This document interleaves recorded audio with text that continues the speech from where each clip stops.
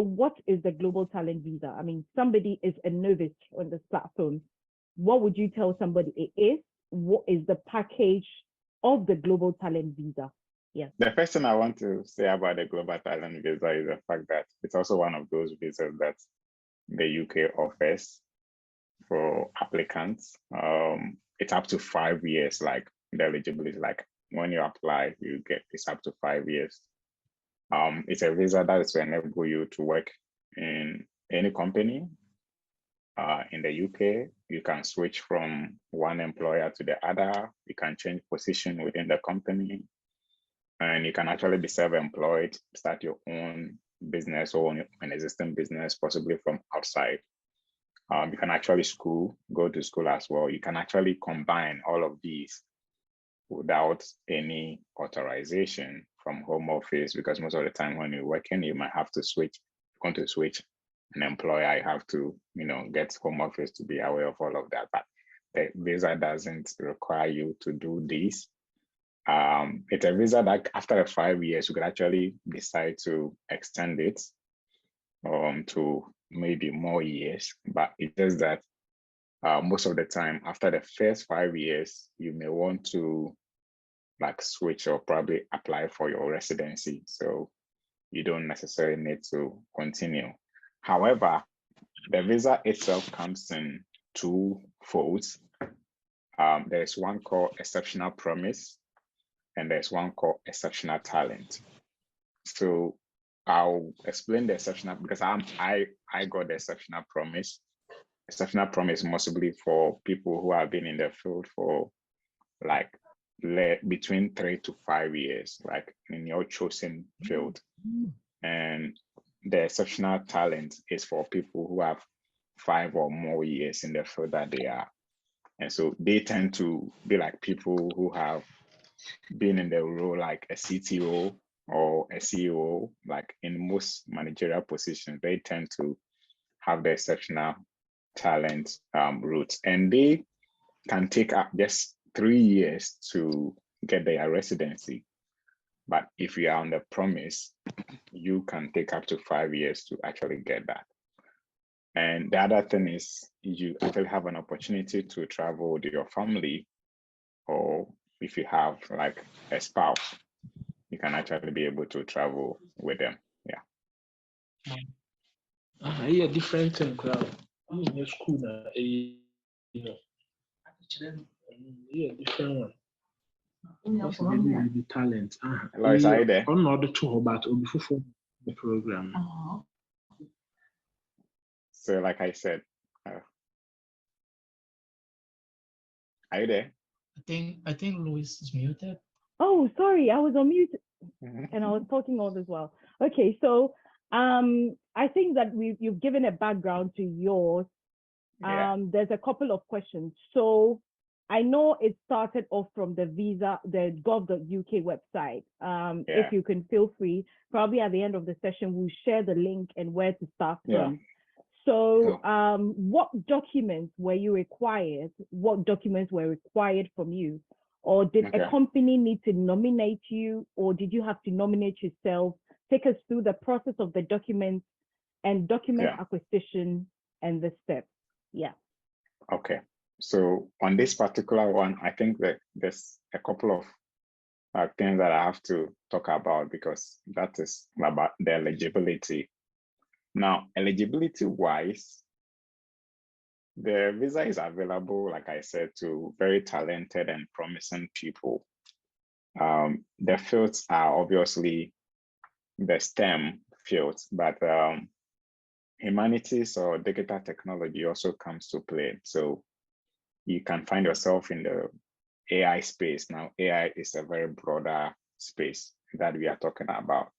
And within AI, you find so many jobs that people are doing within. It doesn't necessarily have to be people who are software engineers, who are machine learning engineers, data scientists, or data analysts, or data architect, or data engineers. They can be people who are product managers, and they sit between the software developers, software engineers, and even people who bring the business. So all these knowledge are required. Like there are people who get a very interesting way to find themselves within the AI space. Fintech is also one, because you are in financial technology, you are using technology to empower businesses, to empower people to know about their finances and all of that. Cloud computing is very, very needed here, because whether you like it or not, when you build your applications, whatever you are building today, you have a lot of them to the cloud. So you need that. People in cybersecurity, obviously, because today it is more important to be thinking about compliance, thinking about safety on the internet and all of that. So these people are also much more needed.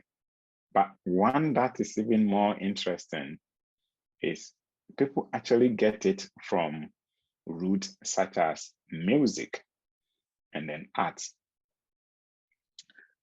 People may be wondering, like, how can somebody be doing music and find it himself here? You know, music and art has got different folds. Like there are people who are actually doing a lot in music, and they find themselves in a lot of the portfolios that they are building. So they also get to experience that kind of opportunities. People in research are also like, we also use these routes to be able to get these visas, to be able to also travel. But one thing that is needed, like obviously, is in all of these general requirements. But the question is, how do you then move from that your background to you getting the visa? So like I said, the visa is in 2 stages. The first stage is where you have actually gathered all your documents that you think you need, and that based on that, you think you qualify. So who hears you out?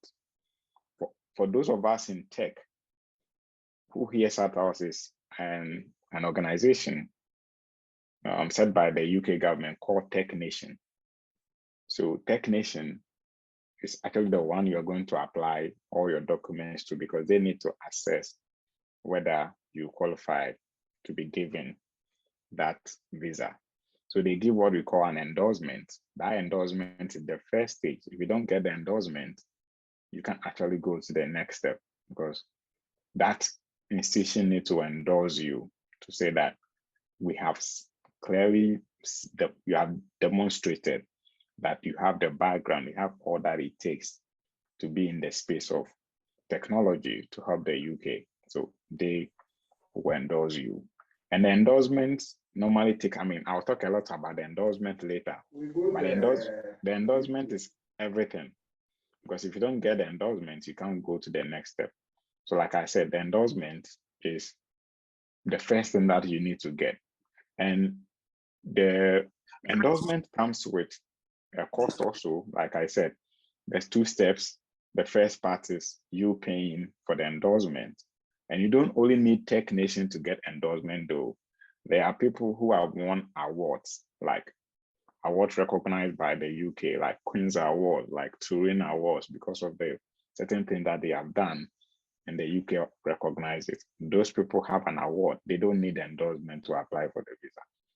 They just need to take those awards and then apply for the visa with that. However, if you have the endorsement, like myself, after your endorsement has been given, you qualify to go to the next step for the visa. And that's most of the time we can say that if you have the endorsement for an award, that's more like you've completed about 80% of you getting an opportunity to be in the UK.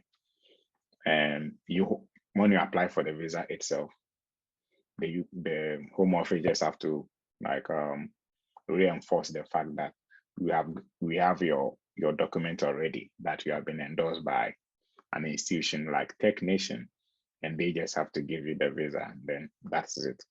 Visa depends, when you get the visa depends on where you are. If you're applying from outside the UK, you could get a decision between 3 to 5 weeks. If you're applying within the UK, you get your decision within 8 weeks. However, The endorsement part, I mentioned that I have a few of things to say about the endorsement. Reason being that the endorsement could also take you between 3 to 8 weeks. And question will be, so why do people get endorsement earlier than before? There's a condition that you don't need to actually have gotten a job in the UK to actually get this visa, right? But there's also a part which will help you for your process to be faster or get a quick decision on your endorsement if you have at least been enrolled on an accelerator program by the UK. For those of you who have been in the tech space, you know that accelerator programs are opportunities for new entrepreneurs to exhibit what they've got. And so during those times, you have an opportunity to meet VCs or other people who may want to invest into what you are already doing. So UK has also got most of these institutions that are running. We have ones like the Better Green Ventures, we have the Collider, we have Founders Factory, Founders Academy, Ignite, Zinc. All these programs, all these accelerator programs have a lot of programs that they run throughout the year. So let's say you have an idea you're already working on and you apply to that and you've been selected. That means that you have an opportunity to apply for this visa and get your endorsement within the 3 weeks.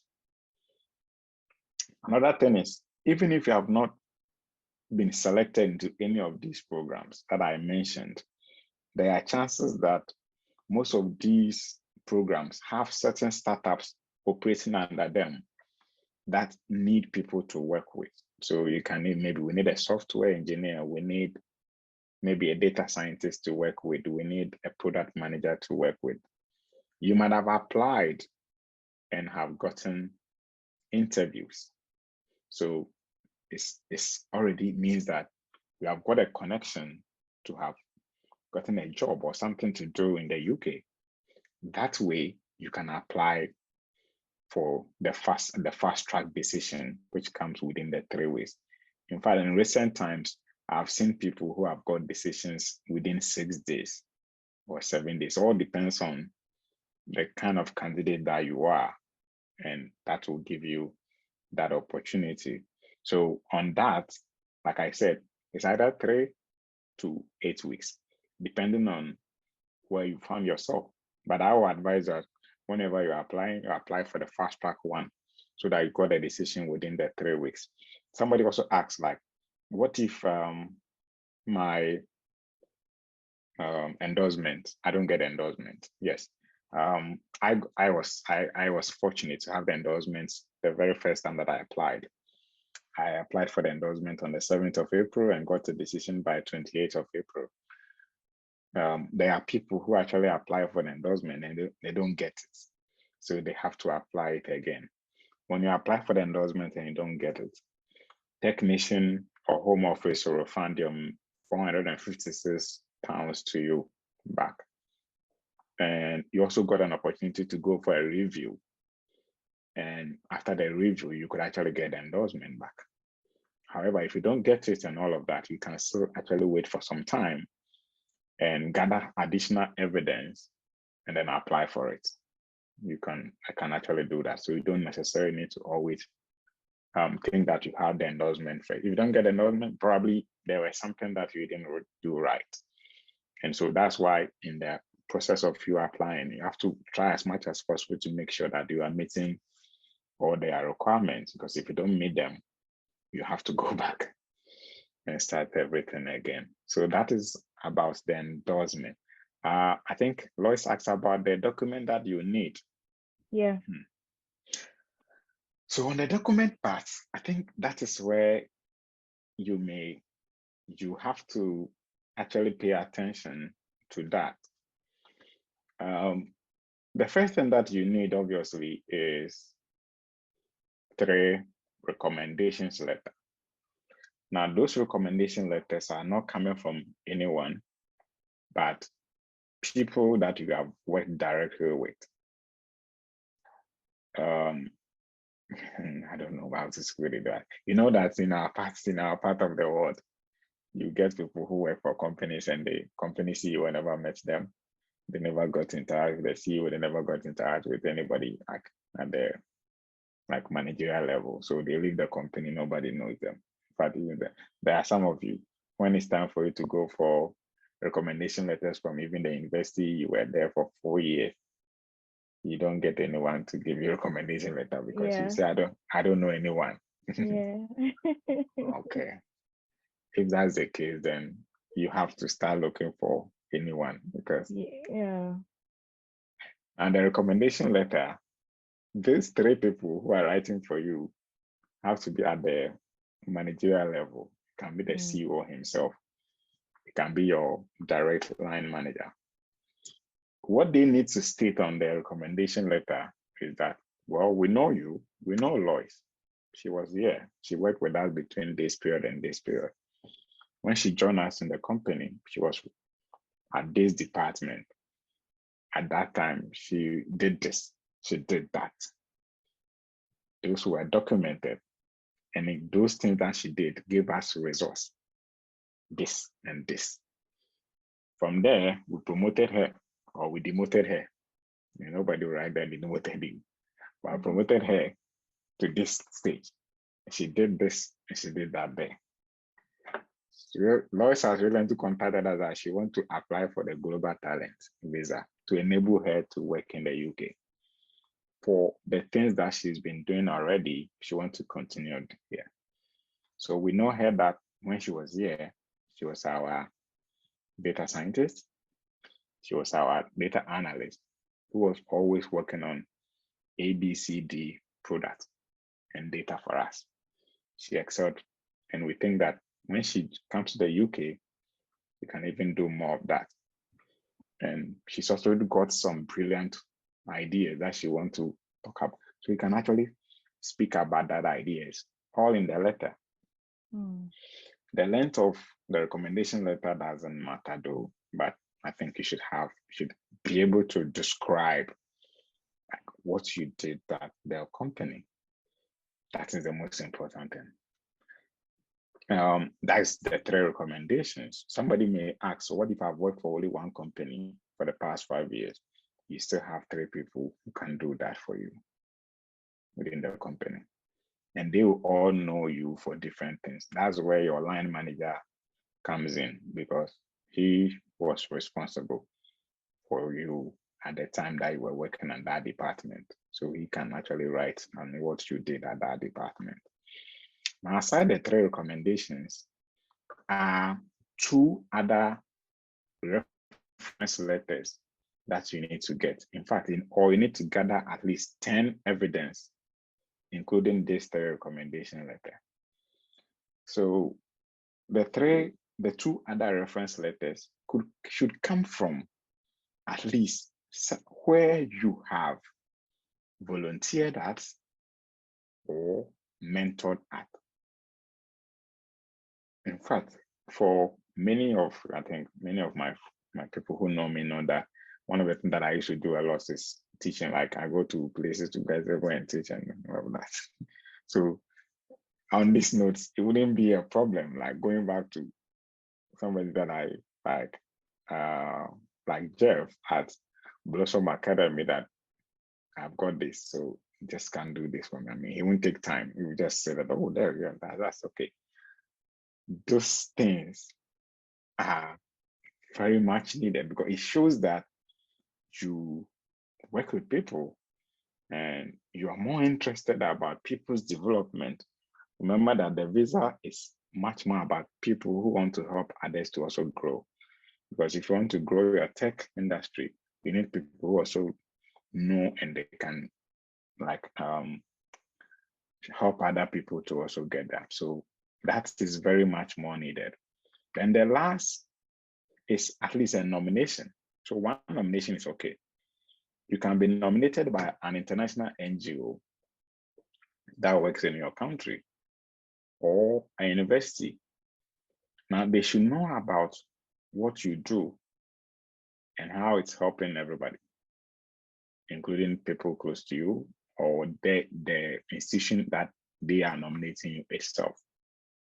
So if you know an NGO that you know that you have direct conversation contact with them and they do a lot of the things that you know that they know about you, they can nominate you. The university can also nominate you. It doesn't necessarily have to come from the vice chancellor signing it or a provost. No, it can be actually the head of department because he is representing the university on your behalf. Then for us in the data science field, there are so many projects that we do all the time.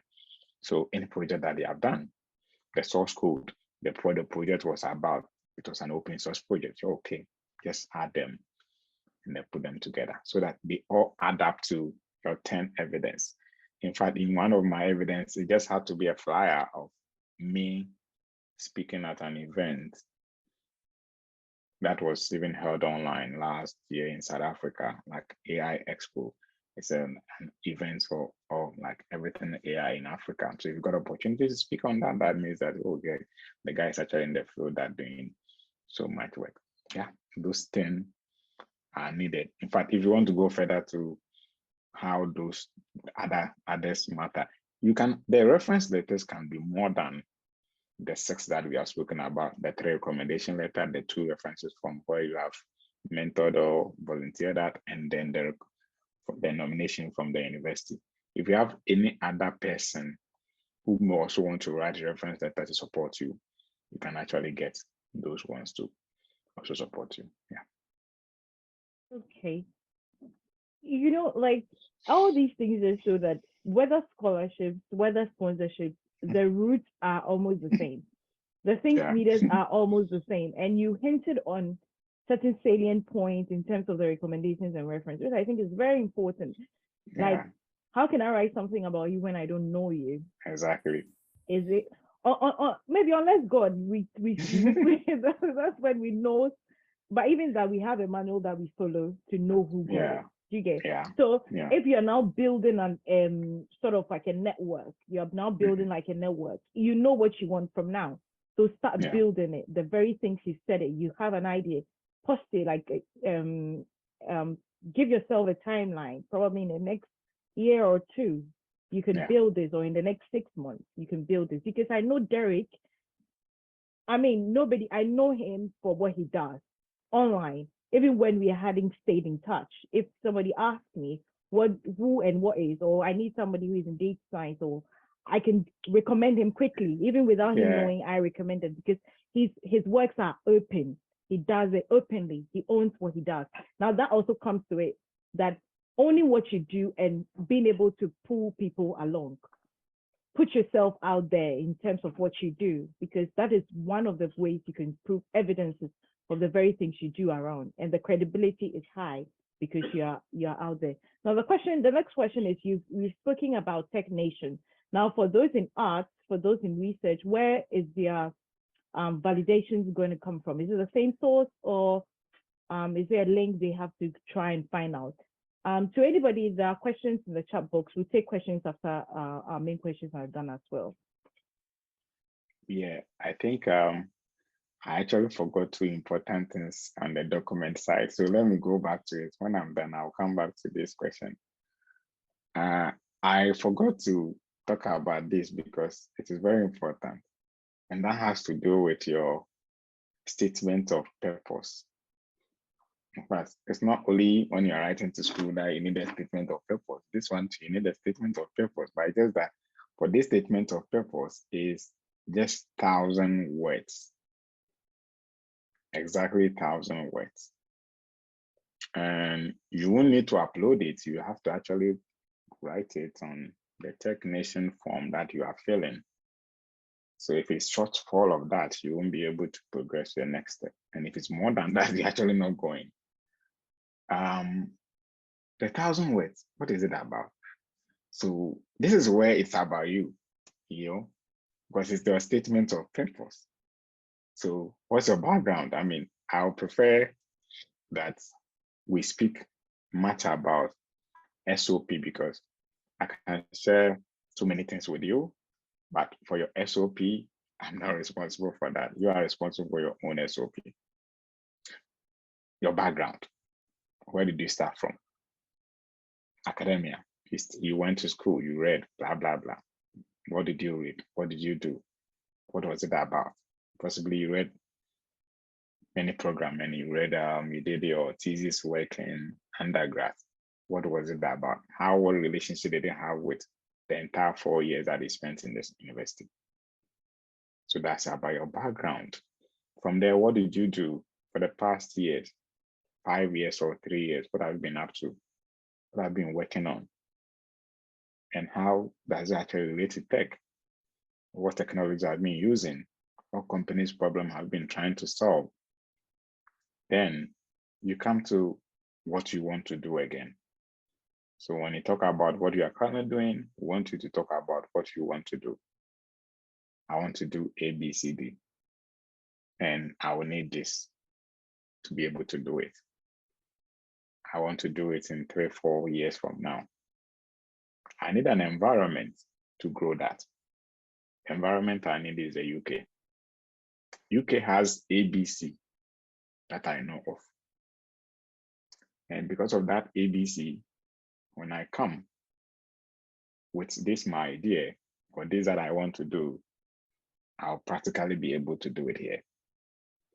And while I'm doing it, I'll need other people, including the UK citizen, who come maybe in a minority group and they have not been exposed to these technologies. So I'll be able to also influence them with this technology and they will grow with it. That is what your SOP should be. So it will just get you 1,000 words.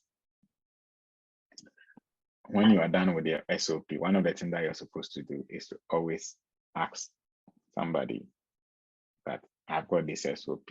I want you to read over for me. I got two friends who were helpful and got me like to actually review it. Well, you need to add this. You should have just put this one here. This one was not conclusive enough, so you could do it this way. In fact, it was actually at the time that I was even sending the document, like when I had to actually come back and actually change some lines and rewrite it again, because I just realized that, oh, there's something that I forgot to add, so I have to come back and write it again. Like it's making it very more interesting, very practical. It's about you, like, so yeah, you should be able to write this that way. I don't know if I'm given the same opportunity to write it again today. I'll remember though, but I know that I still remember what I wrote in there. So the next one is the CV. I didn't talk about the CV. In fact, you need to actually be able to produce very useful CV about your own self. So write a very good CV. In fact, there are a lot of formats or ways that we use to write CV, but if it's about 10 different categories of things you have achieved, your work experience, your education, awards you have won, certificates that you've got, your hobbies, projects you've worked on, you can actually have all these headings and properly write something good about it and then just put it there. It will all come back to help you at the end of the day to get a very useful CV. Yeah, so those were the 2 documents that I forgot. Sorry. Yeah, about the next people, the awards, and then the art and other people. Yeah, I think I can talk about that one also. So research, academics, blah, blah, blah. Yeah, we also have to apply for an endorsement from other institutions. I think there are some few institutions that I'm not so, I don't have so much details about that, but I think I'll find it out before we end the session so that I can just talk to you about those institutions that are also responsible for endorsing people who are coming from the academia background to be able to also apply for this visa. Yeah. Okay, so if you have questions, please do pop them in the chat box. If you're on Facebook, please do pop them in the comment session and we'll take the questions right after. So this will be my last question from me. Now that'll be 2 questions. Then we'll now take the main questions of the public, which is very important, more important, and helps drive the thoughts because that's what they are here for. Now, were there any form of difficulty you might have faced during the process and how did you overcome it? And how is life in the UK as a global talent visa? Do you guys have meetups? Do you guys have support groups? Because the reason I'm asking that is that if the support group is there, we can help our people, to be able to have reviews of this SOP and stuff like that, to be able to share in the process. So I'm very much interested in that for the public as well. So 2 questions, any difficulty you faced during the process and what has the experience been like as a global talent visa holder? Okay. I think difficulties, they are inevitable, yes. You can do away with them. I wouldn't say I had any difficulty actually getting my documents together because I remember when I started the process on the 7th, by 13th, I had submitted them. So initially, it was about me thinking about what the outcome will be. And me also thinking about the fact that I actually have all it takes to get it. So if I should get all those guys that are, I want them to endorse and all of that, they should be able to help me to do it without any difficulty. However, it's traveling. Traveling is about resources. And if you don't have the resources readily available, you have to keep postponing most of these things before you get it done. Between that time to when I had actually submitted, I think paying for the £456 at that moment wasn't maybe a problem. The next step is just 162 or 157 wouldn't be a problem. But the problem is when you want to apply for the whole 5 years, in the UK, everything is about health. So your health surcharge, a year is like £624. If you don't have £624, multiply by like 5 years, that's like £3,120. The question is, do you have all that money at that moment? You don't think about if you are refused, because if you are refused, you get your money back. Your health surcharge doesn't get touched. It's only your visa fee that mostly you may not get it back. So it was like that. So for me, I think at that moment, I had to just think about my own way. Yes, what I have is what I'll apply. Obviously, I can always ask for extension. Once my endorsement is still valid, I can always ask for extension to that. So that wasn't maybe a problem. I think the other difficulty that I can talk about is, at this moment, everybody will be thinking about, well, I think it's a good route. I may want to also try. But you can actually get a lot of bad feedback when you are getting your documents together, especially in your recommendation letters. Like I mentioned before, obviously, it doesn't mean that everybody that I asked for recommendation got it for me. There may be people who may be very busy with their lives. So you send them mails, send them message. You're not getting a reply even after today. It doesn't mean that they don't like you or they were not ready to help. It says that they may be off emails, they will be off. Maybe the email didn't even get to them. So that's one. You don't have to kind of stress yourself so much if you're not getting those feedbacks from them. You're gonna say, hey, this guy, the Lois, me and Lois, hey, I've sent Lois a mail and Lois has not replied. Oh, wow. It is not something that I have to think about. I'm mentioning this because most people feel like once I've asked you for something, you have to give it to me. And if you don't give it to me, you're a bad person. The person also has something to do. If they didn't give it to you, there should be others who can do it for you. That shouldn't be a big deal for you at all. Then the other challenge is, what at all will you do if you have not got a job to come to the UK? In fact, I have a lot of interviews that I'm still doing. So I won't say I work for a UK company at the moment. There are lots of interviews. Those of us who are in tech know that tech jobs can have a lot of interviews. Like you have to finish all of them.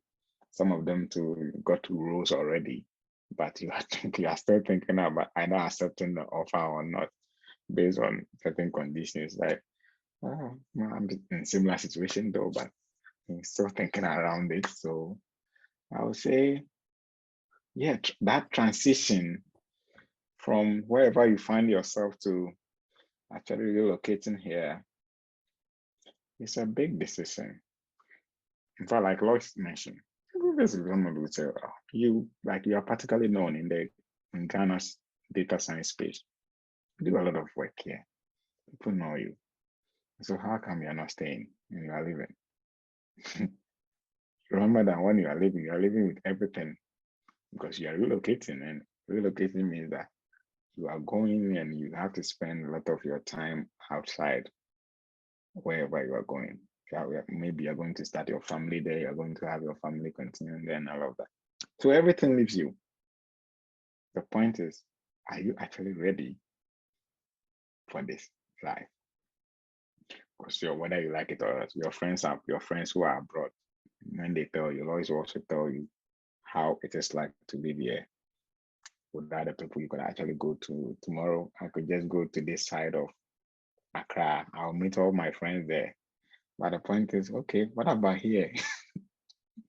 Are they also sitting there? They are not. Because when you're on the street, you're on the street alone. You get to the traffic light, you have to cross it alone because there's nobody there. You are not going to sit anywhere to have conversations with people like easily like that. And even going to, I remember when like myself, when I got to Heathrow, like if it's not my cousin who has to come and just have to be going around taking trains, like all of these, and I just could just guess what would have happened without his assistance. So I mean, you have to, and like a friend told me the other day, at any point in your life, you may sit in your room and just say, I'm crying about have a year thing. Like those things comes to you, whether you like it or not. So I've not been here for long, but I just had those conversations a lot of times. And we all mention this. It's not like you just come and you got it. Yeah. Mentally, you have to be very tough. Like you have to be, because if you're not, you feel sorry for your own self. Like my friend who is just my next door neighbor here, I think we could go 24 hours and we've not seen each other. So that should actually let you know that yeah, it's not been easy. Like you have to settle in. And we're in summertime where you have a very long day. It's actually late, and like we can see now, it's actually 7:51 where the sun is still on. You don't know what time you're actually going to sleep. And if you have work or something doing tomorrow, what time you'll be doing all of that. So settlements and everything, yeah, it also comes back to how strong mentally you are. But like I said, that transition, that day when you say bye-bye to your friends at Terminal 3 in Ghana, it's actually a beginning of new life. Because sometimes even the flight that you are on, you might be the only person to yourself. What if the next person listening to you doesn't even know anything about you? Like they don't know. Sometimes you can make friends on the flight though, but I mean it's not going to be like that simple as that. So yeah, that's how I would say it. Yeah. Any special meetup for global talent visa holders? Oh yeah. So there are a lot of I think there are about 8 of that we have in the UK. In Scotland here we have one. In in London too.